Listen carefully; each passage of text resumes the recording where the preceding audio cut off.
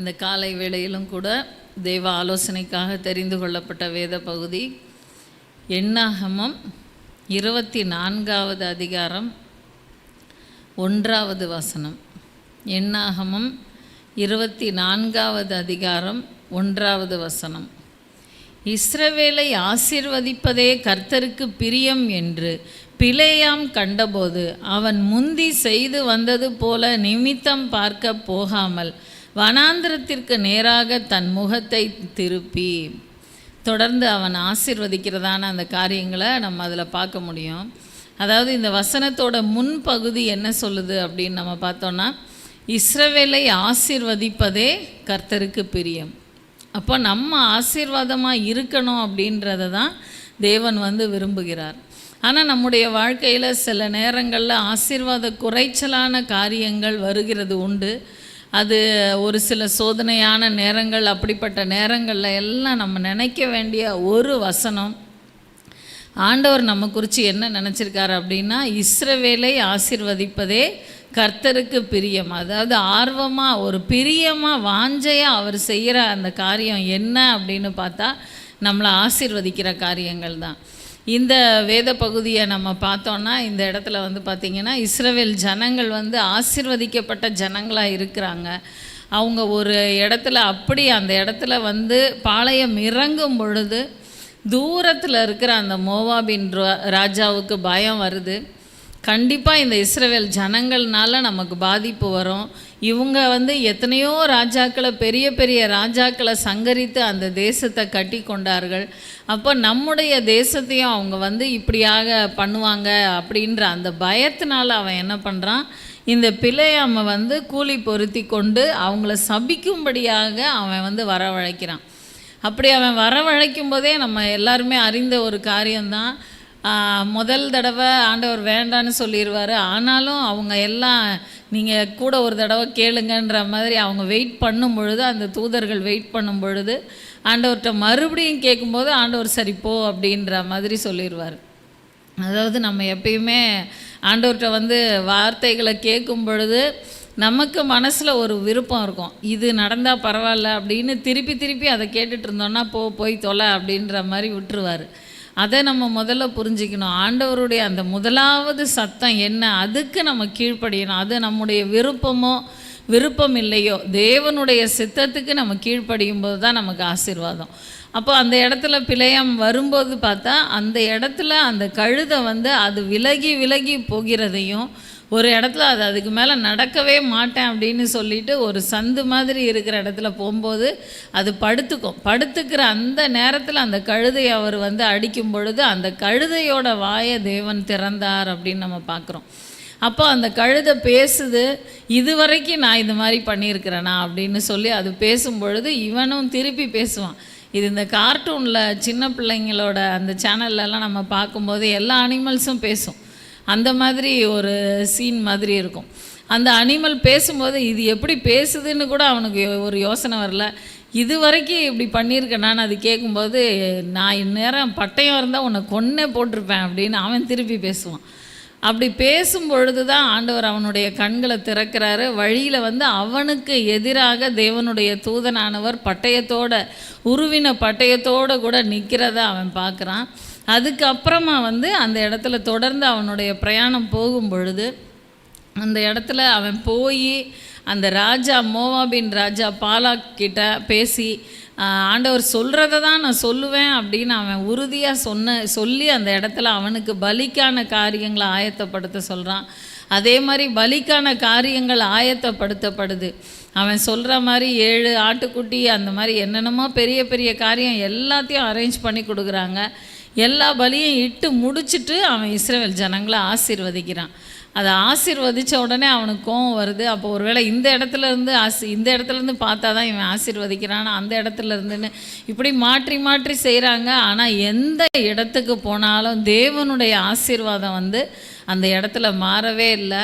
கடைசியில் அந்த இடத்துல அந்த பிலேயாம் சொல்கிறதான காரியம், இஸ்ரவேலை ஆசீர்வதிப்பதே கர்த்தருக்கு பிரியம் அப்படின்னு சொல்லி இன்னும் அந்த இஸ்ரவேல் ஜனங்களை குறித்து ஆசீர்வாதமான அநேக வார்த்தைகளை சொல்கிறத நம்ம பார்க்க முடியுது. அதாவது ஆண்டவர் நம்மளை ஆசீர்வதிக்கணும் அப்படின்னு தான் ஆண்டவர் நம்ம அழைத்த தேவன் நம்முடைய வாழ்க்கையில் நமக்காக திட்டங்களை வச்சிருக்கிறார். ஆனால் ஒரு சில சூழ்நிலைகளில் நம்முடைய வாழ்க்கையில் வந்து சோதனையான காரியங்கள் வருகிறது உண்டு. நம்ம பண்ணுறதான சில தப்புனாலையும் நம்ம வந்து சிக்கிக்கிறது உண்டு. அப்படிப்பட்ட அந்த ஒவ்வொரு சிக்கலான நேரங்களிலும் கூட நம்ம வந்து தேவ சமூகத்தில், ஆண்டவரே நீங்கள் என்னை ஆசீர்வதிப்பீங்க, எங்களை ஆசீர்வதிக்கிறது தான் உங்களுக்கு பிரியம், நாங்கள் அறிஞ்சிருக்கிறோம்ப்பா, எங்களுடைய வாழ்க்கையில் வந்திருக்கிற இந்த முரண்பாடான சூழ்நிலைகளை தேவன் மாற்றுங்கன்னு ஒப்பு கொடுக்கும் பொழுது கட்டாயம் தேவன் நம்மை ஆசீர்வதிப்பார். அடுத்து சங்கீதம் 115வது அதிகாரம் 12வது வசனம். சங்கீதம் 115:12. கர்த்தர் நம்மை நினைத்திருக்கிறார், அவர் ஆசீர்வதிப்பார், இஸ்ரவேல் குடும்பத்தாரை ஆசீர்வதிப்பார், அவர் ஆரோன் குடும்பத்தாரை ஆசீர்வதிப்பார். இதில் தொடர்ந்து உள்ள வசனங்களில் நம்ம பார்த்தோன்னா தொடர்ந்து ஆசீர்வாதத்தை குறிச்சே தான் வரும். அதாவது முதலாவது இந்த வார்த்தையை பாருங்கள், கர்த்தர் நம்மை நினைத்திருக்கிறார். அதாவது நம்ம ஒரு சில ஜனங்கள்கிட்ட உதவிக்காக நம்ம கேட்போம், கேட்கிறதான நேரங்களில் செய்கிறேன்னு கூட சொல்லுவாங்க, சொல்லிவிட்டு அவங்க வந்து மறந்தே போயிடுவாங்க. எப்படி அந்த யோசேப்புக்கு உதவி செய்கிறேன்னு அந்த இடத்துல அந்த பானபாத்திரக்காரன் சொன்னாலும் அவன் அந்த சுத்தமாக அவனுடைய அந்த சூழ்நிலை அந்த வேலைக்கு போன பொழுது அவன் மறந்தே போயிட்டான். 2 வருஷம் கழித்து பார்வோனுக்கு ஒரு சொப்பனத்தை தேவன் கொடுக்கும் பொழுது அவன் அதை நினைச்சு, இன்றுதான் நான் செய்த குற்றம் நினைவில் வந்தது அப்படின்னு சொல்லி அந்த இடத்துல அதை வந்து சொல்லுவான்.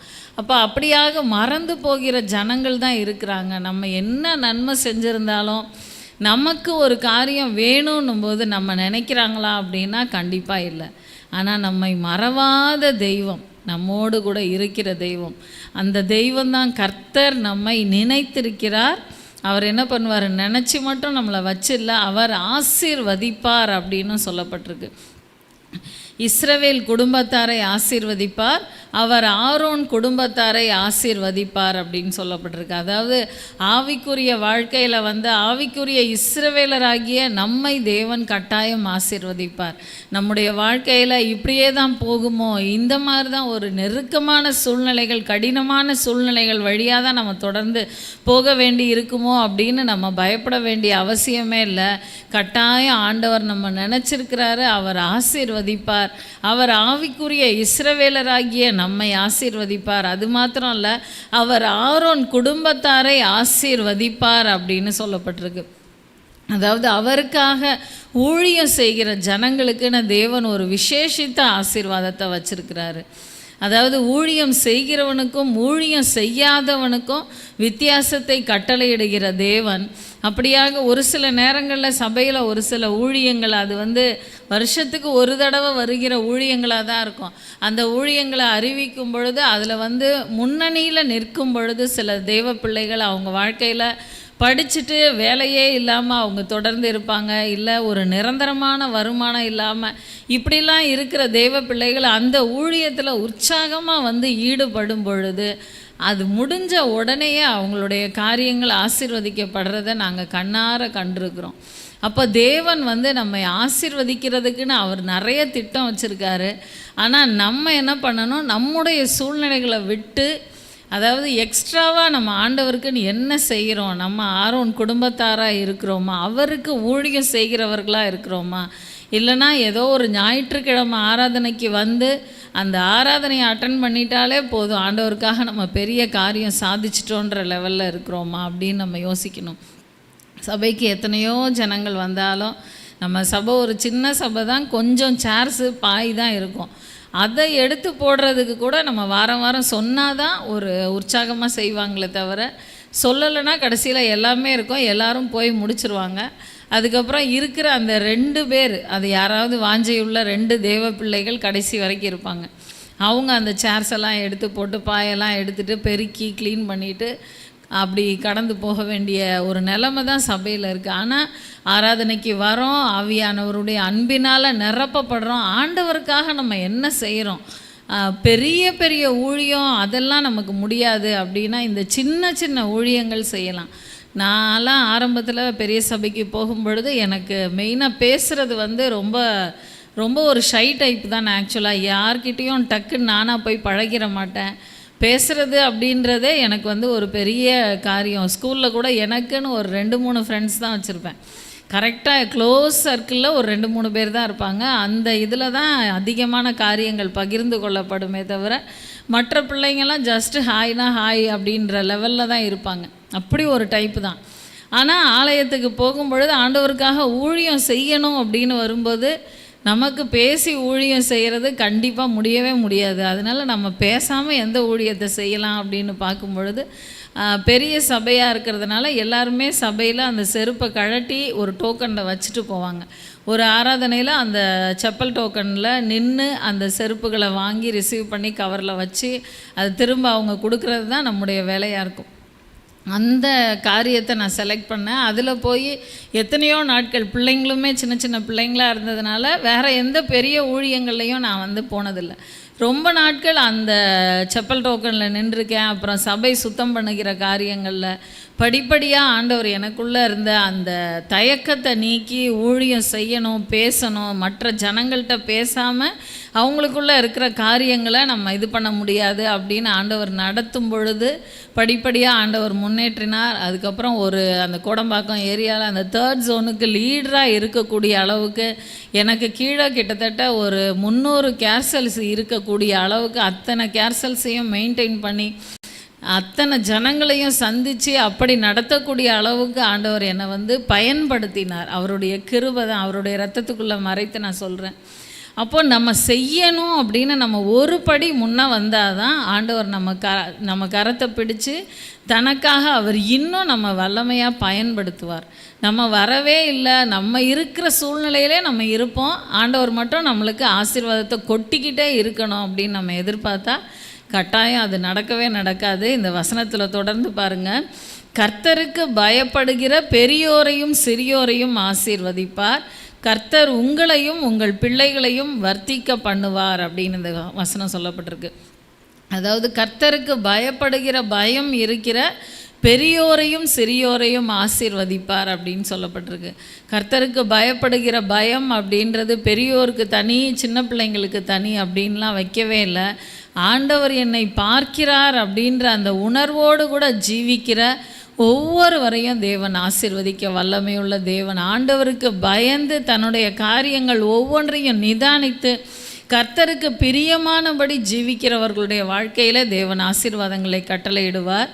அடுத்து பாருங்கள், கர்த்தர் உங்களையும் உங்கள் பிள்ளைகளையும் வர்த்திக்க பண்ணுவார் அப்படின்னு சொல்லப்பட்டிருக்கு. அதாவது நம்ம மட்டும்தான் ஆசீர்வதிப்பார், நம்முடைய பிள்ளைகளுடைய காரியங்கள் என்னவோ அப்படின்னு நம்ம தடுமாற வேண்டிய அவசியமே இல்லை. நம்ம ஆண்டவருடைய ராஜ்யத்திற்குள்ளாக ஆவிக்குரிய இஸ்ரவேலர்களாய் மாறிவிட்ட பின்பு ஆண்டவர் நம்மை மாத்திரமல்ல நம்முடைய பிள்ளைகளையும் ஆண்டவர் விட்டு விடுகிறதே இல்லை. ஒருவேளை நம்முடைய பிள்ளைகள் கொஞ்சம் ஆண்டவரை விட்டு தூரமாக இருக்கிற மாதிரி சூழ்நிலைகள் இருந்தால் கூட தேவன் அதை விடுறதே இல்லை. எங்கள் பெரிய பாஸ்டர் எப்பயுமே சொல்லுவாங்க, மூக்கணாங்கயிறு அவர் கையில் தான் இருக்குது, எவ்வளோ தூரம் வேணாலும் விடுவார், விட்டுட்டே தான் இருப்பார். கடைசியில் அவர் ஒரே ஒரு சுண்டி இழுத்தாருன்னா அவர் பாதத்தில் விழுந்து தான் ஆகணும் அப்படின்னு சொல்லுவாங்க. அதே மாதிரி எங்கேயோ போயிட்டுருக்காங்களே நம்முடைய பிள்ளைகள், தேவ சமூகத்தில் அவங்க வருவாங்களா, தேவனுக்கு பயந்து அவங்க வாழ்வாங்களா, தேவனுக்கு பிரியமாக வாழ்வாங்களா அப்படின்ற பயம் உங்களுக்கு இருக்கவே வேண்டாம். நான் தேவனுடைய பிள்ளையாக மாறிட்டேன். என்ன மாத்திரம் இல்லை, என்னுடைய சந்ததியையும் தேவன் வர்த்திக்க பண்ணுகிற தேவன், அவங்களையும் பாதையில் கொண்டு ஆசீர்வதிக்க வல்லமை உள்ளவர் அப்படின்றத விசுவாசிங்க. கிளைம் பண்ணி தேவ சமூகத்தில் ஜெபிங்க, நீங்கள் பெற்றுக்கொள்ள முடியும். அடுத்த வசனம் பாருங்கள், 15வது வசனம். வானத்தையும் பூமியையும் படைத்த கர்த்தராலே நீங்கள் ஆசீர்வதிக்கப்பட்டவர்கள் அப்படின்னு சொல்லப்பட்டிருக்கு. அதாவது எந்த மனுஷனும் நம்ம ஆசீர்வதிக்கலை. ஒரு சிலர் ரொம்ப நெருக்கமான சூழ்நிலையில் இருப்பாங்க. அப்போ இந்த வேலை கிடச்சா போதுன்ற ஒரு நிலமையில் இருப்பாங்க. அப்போ அந்த வேலைக்காக நம்ம ஜெபிப்போம், ஆண்டவர் அந்த வேலையும் கொடுத்துருவார். கொடுத்த பிறகு பார்த்தா அந்த வேலை தான் அவங்களுக்கு தெய்வமாக மாறி போயிருமே தவிர சபைக்கு வர்றதுக்கோ சபையில் சில ஜெபங்களுக்கு கலந்துக்கிறதுக்கோ இல்லை தனி ஜெபத்தில் வந்து ஜெபிக்கிறதுக்கோ அவங்களுக்கு வந்து நேரமே இல்லை அப்படின்ற அளவுக்கு அந்த வேலையை வந்து அவங்க உயர்த்திடுவாங்க. ஆனால் அப்படிப்பட்ட தவறை நம்முடைய வாழ்க்கையில் நம்ம செய்யவே கூடாது. அதாவது நம்மளை ஆசீர்வதிக்கிறது ஆண்டவர் தான். வானத்தையும் பூமியையும் படைத்த கர்த்தராலே நீங்கள் ஆசீர்வதிக்கப்பட்டவர்கள் அப்படின்னு சொல்லப்பட்டிருக்கு. அப்போ நம்ம ஆசீர்வதிக்கிறது ஒரு மனுஷனும் கிடையாது, ஒரு வேலையும் கிடையாது, ஒரு சூழ்நிலையும் கிடையாது. கர்த்தர் நினச்சா மாத்திரம்தான் நமக்கு ஆசீர்வாதத்தை கட்டளையிட முடியும். அதனால் நம்ம கர்த்தரை கனம் பண்ணுகிறவர்களாக இருப்போம். அடுத்து மல்கியா 3வது அதிகாரம் 10வது வசனம். மல்கியா 3வது அதிகாரம் 10வது வசனம். என் ஆலயத்தில் ஆகாரம் உண்டாயிருக்கும்படி தசம பாகங்களை எல்லாம் பண்டக சாலையிலே கொண்டு வாருங்கள். அப்பொழுது நான் வானத்தின் பலகணிகளை திறந்து இடங்கொள்ளாமற் போகுமட்டும் உங்கள் மேல் ஆசீர்வாதத்தை வருஷிக்க மாட்டேனோவென்று அதனால் என்னை சோதித்து பாருங்கள் என்று சேனைகளின் கர்த்தர் சொல்லுகிறார். என் ஆலயத்தில் ஆகாரம் உண்டாயிருக்கும்படி தசம பாகங்களை எல்லாம் பண்டசாலையிலே கொண்டு வாருங்கள். அப்போ நான் வானத்தின் பலகணிகளை திறந்து இடங்கொள்ளாமற் போகும் மட்டும் உங்கள் மேல் ஆசீர்வாதத்தை வருஷிக்க மாட்டேனோ அப்படின்னு ஆண்டவர் அந்த இடத்துல வந்து ஒரு கொஸ்டின் போடுறத நம்ம பார்க்க முடியுது. இன்னொன்று அதனால் என்னை சோதித்து பாருங்கள் அப்படின்னு கூட ஆண்டவர் சொல்கிறார். அப்போ இந்த ஒரு காரியம் வந்து தேவ பிள்ளைகளுக்குள்ளே இருக்கா அப்படின்னு நம்ம பார்த்தா, கடந்த நாட்களில் நாங்கள் போதகர் கூடுகையில் பேசிக்கிட்ட காரியம், எல்லா சபையிலையுமே ஒரு 20% பீப்புள் கூட தசம பாகம் போடுறது முழுமையாக போடுறது இல்லை. அதாவது இந்த தசம பாகம் அப்படின்னும்போது இந்த காரியத்தை குறித்து அநேக ஆவிக்குரிய மறைவான சத்தியங்கள் இருக்குது. அதில் வந்து நிறைய தவறான காரியங்கள் தான் இன்றைக்கு சபைகளில் செய்யப்படுது. ஒரு 1000 ரூபாய்க்கு 100 ரூபா போடணும் தசம பாகம் அப்படின்னு நம்ம சொல்லும் பொழுது 1000 ரூபாய்க்கு 100 ரூபா போட்டுடுறாங்க. ஒரு 5000 ரூபாய்க்கு 500 ரூபா வரைக்கும் கூட போட்டுடுறாங்க. அதுக்கப்புறம் கர்த்தர் கிருபையாக ஆண்டவர் படிப்படியாக ஆசீர்வதித்து ஒரு 45,000 50,000 அப்படி சம்பளம் வரும் பொழுதும் அவங்களுடைய தசம பாகம் எவ்வளோன்னா 500 ரூபா தான்.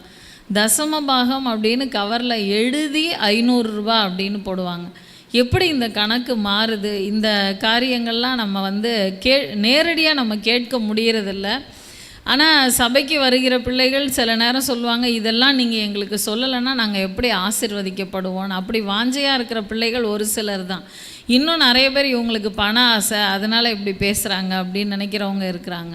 ஆனால் இந்த காரியங்களை தீவிரமாக ஆராய்ச்சி பண்ணி இதில் சரியானபடி நம்ம ஜீவிக்க வேண்டியது ரொம்ப அவசியம். இன்னும் ஒரு சிலர் வந்து பார்த்தா, அதாவது ஆரம்ப காலகட்டத்தில் எங்களுடைய சபைக்கு ஒரு குடும்பம் அவங்க வந்தாங்க. ஆரம்ப காலன்றதுனால ரொம்பவே நெருக்கமான ஒரு சூழ்நிலைகள் தான் ஊழியத்தில். அப்போ அவங்க குடும்பத்தில் 3 பேருடைய வருமானத்தின் தசம பாகம் சபைக்கு வரும். அது அந்த நாட்களில் பெரிய பேருதவியாக எங்களுக்கு இருந்தது. அப்போ ஒரு தடவை பேசும்போதே அவங்க சொன்னாங்க, வேறு ஒரு போதகர் அவங்களுக்கு ஏற்கனவே பழக்கமான வேறு ஒரு ஊரில் அவங்க இருக்கும்போது இருந்த ஒரு போதகர் வந்து சொன்னாராம், உங்கள் எல்லாரும் 3 பேருடைய தசம பாகத்தையும் அந்த சபைக்கு கொடுக்குறீங்களா, ஒரு 2 பேரோடதை வேறு சர்ச்சுக்கு கொடுத்துருக்கலாமே அப்படின்னு சொல்லி பேசினார் அப்படின்ட்டு.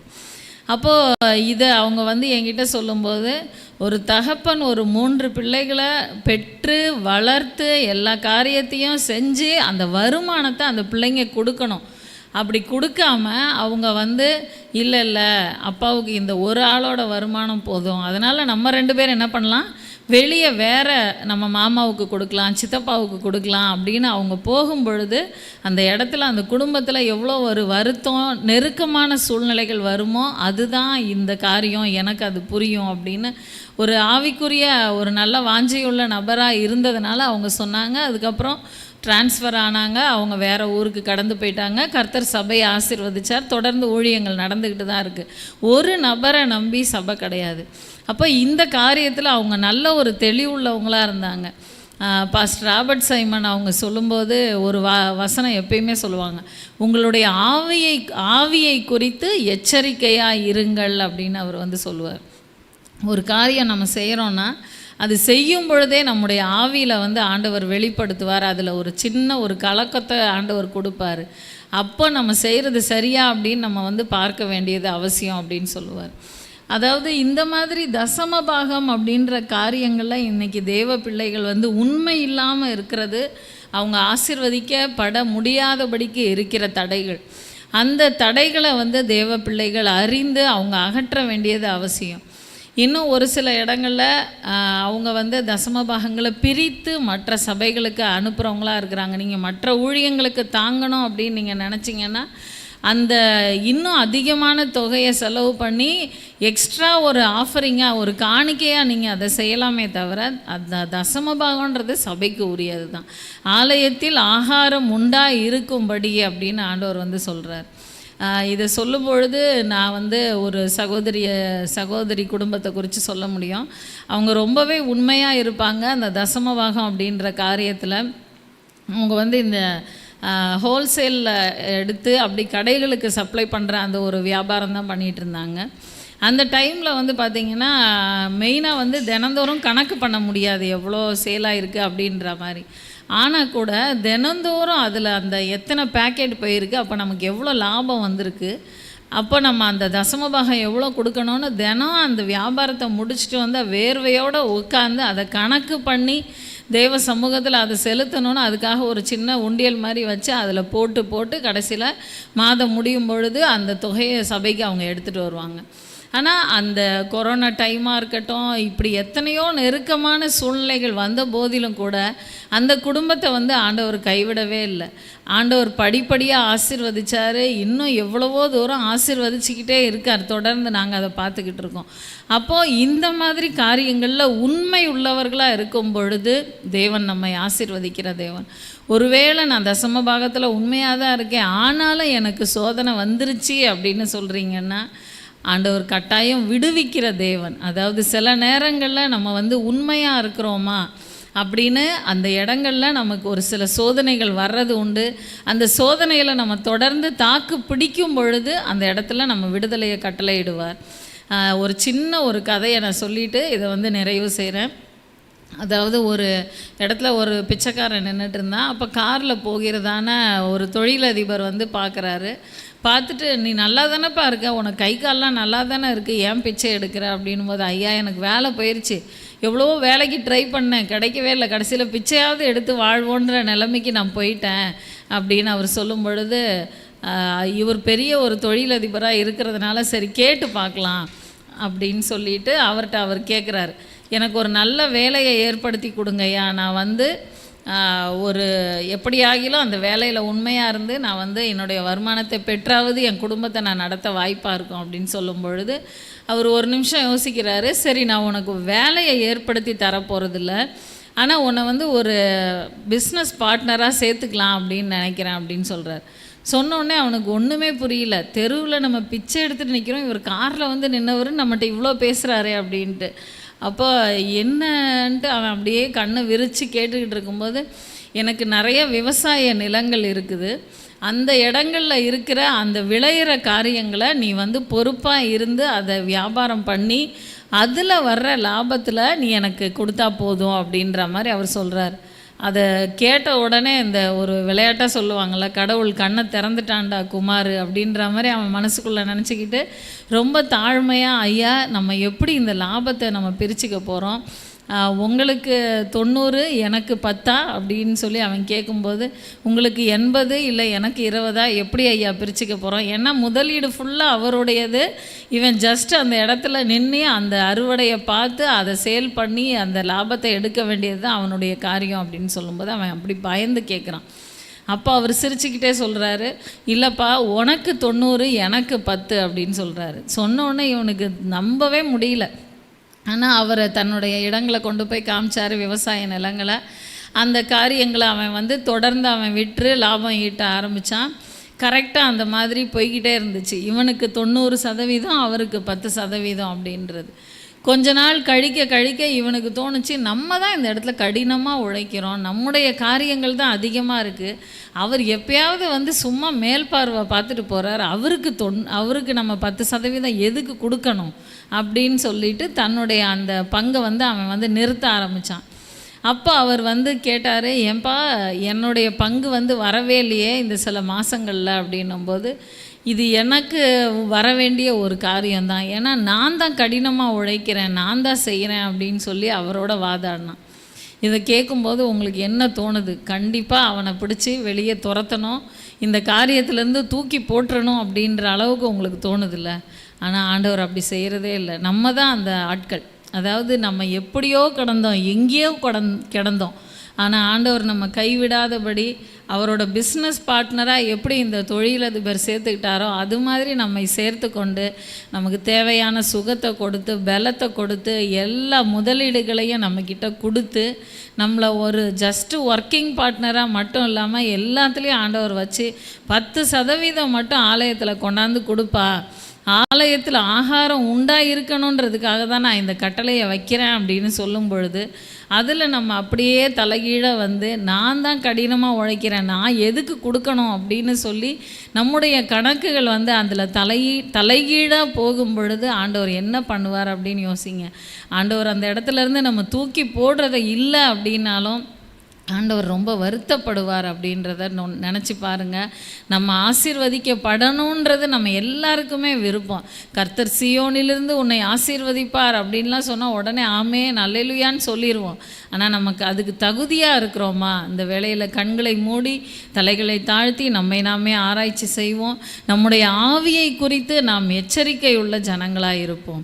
ஹல்லேலூயா. உம்மை துதிக்கிறோம் அப்பா. ஆவியானவரே உம்மை சோத்தரிக்கிறோம் சோத்தரிக்கிறோம் சோத்தரிக்கிறோம் சோத்தரிக்கிறோம் அப்பா. பரிசுத்த தெய்வமே உம்மை நன்றியோடு கூட துதிக்கிறோம் துதிக்கிறோம் துதிக்கிறோம் துதிக்கிறோம் அப்பா. இஸ்ரவேலை ஆசீர்வதிப்பதே கர்த்தருக்கு பிரியம் என்று சொன்னீரே. கர்த்தர் நம்மை நினைத்திருக்கிறார், அவர் ஆசீர்வதிப்பார் என்று சொல்லி தொடர்ந்து ஆசீர்வாதமான வசனங்கள் மூலமாக எங்களோடு கூட இடைப்பட்ட தெய்வமே, எங்களை ஆசீர்வதிக்கிறது நீர் மாத்திரம்தான் ராஜா. வானத்தையும் பூமியையும் படைத்த கர்த்தராலே நீங்கள் ஆசீர்வதிக்கப்பட்டவர்கள் என்று வேத வசனம் சொல்லுகிறதே அப்பா. அப்படியாக ஆசீர்வாதத்தை கட்டளையிட்ட தேவன் அப்பா, என் ஆலயத்தில் ஆகாரம் உண்டா இருக்கும்படி தசம பாகங்களை எல்லாம் பண்டக சாலையிலே கொண்டு வாருங்கள் என்று சொல்லியிருக்கீங்களே ராஜா. இந்த காரியங்களுக்கு சபையின் ஒவ்வொரு தேவ பிள்ளைகளும் கீழ்ப்படிய பரிசுத்த ஆவியானவர் நீங்க கிரியை செய்ய வேண்டுமாறு ஒப்பு கொடுக்கிறோம் அப்பா. எந்த இடத்துல ஆகாரம் உட்கொள்ளுகிறோமோ அந்த இடத்துல நம்முடைய தசம பாகத்தை செலுத்த வேண்டும் என்று ஒவ்வொரு தேவ பிள்ளைகளும் அதிலே உண்மையா இருக்க கிருபை கொடுங்க ராஜா. பரிசுத்த ஆவியானவரே ஒவ்வொரு தேவ ஜனங்களையும் சந்திங்கப்பா. பரிசுத்த ஆவியானவரே அப்பா, நீங்க ஆலயத்தின் தேவைகளை சந்திக்க வல்லமை உள்ளவரப்பா. ஆனால் தேவ ஜனங்கள் கொடுக்கும் பொழுது தான் அவங்க அந்த ஆசீர்வாதத்தை பெற்றுக்கொள்ள முடியும். அவங்க அதை உணர்ந்து தங்களுடைய பங்கை சரியானபடி நிறைவேற்ற கிருபை கொடுங்கப்பா. ஆவியானவரே உமக்கு ஸ்தோத்திரம் ஸ்தோத்திரம் ஸ்தோத்திரம் ஸ்தோத்திரம் அப்பா.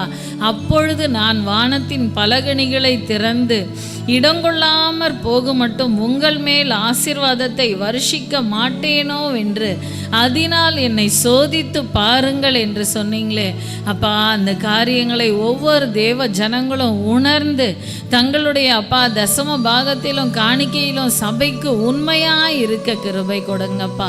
உங்களுடைய ஆவியை குறித்து எச்சரிக்கையாக இருங்கள் என்ற வேத வசனத்தின்படியாக தங்களுடைய காரியங்களை செய்யும் பொழுது தன்னுடைய ஆவி என்ன சொல்லுகிறது, தேவ ஆவியானவர் தனக்குள்ளிருந்து என்ன பேசுகிறார் என்று ஒவ்வொருவரும் அப்பா அதற்கு செவி கொடுத்து கீழ்ப்படிந்து நடக்கத்தக்கதாக கிருபை கொடுங்கப்பா. உம்முடைய கரங்களிலே சகலத்தையும் தாழ்த்துகிறோம் அப்பா, ஒப்பு கொடுக்கிறோம்.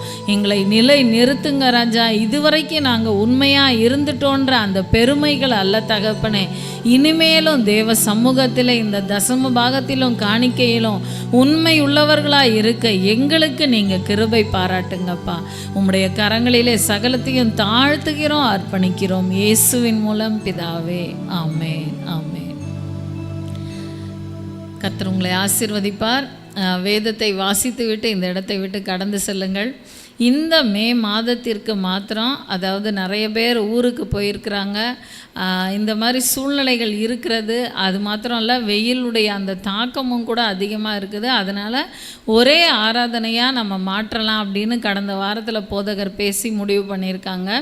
காலையில் 7 to 9:30 அந்த மாதிரி டைமில் நம்முடைய ஆராதனைகள் ஒழுங்கு செய்யப்பட்டிருக்கு. அதனால் எப்பயும் போல் 2 ஆராதனை இருக்கும் அப்படின்னு நீங்கள் அசால்ட்டாக நினச்சிடாதீங்க. ஊரில் அங்கங்கே இருந்து ஆன்லைனில் பார்க்குற தேவ பிள்ளைகள் கூட இதை நல்லா கவனித்து இதை பின்பற்றி ஆலய ஆராதனைக்கு வாங்க. ஒரே ஆராதனை தான், 7 to 9:30 ஆராதனை. நாளைய தினத்தில் ஆராதனைக்கு வந்து நேரடியாக தேவனுடைய ஆசீர்வாதத்தை பெற்றுக்கொள்ளுங்கள். God bless you.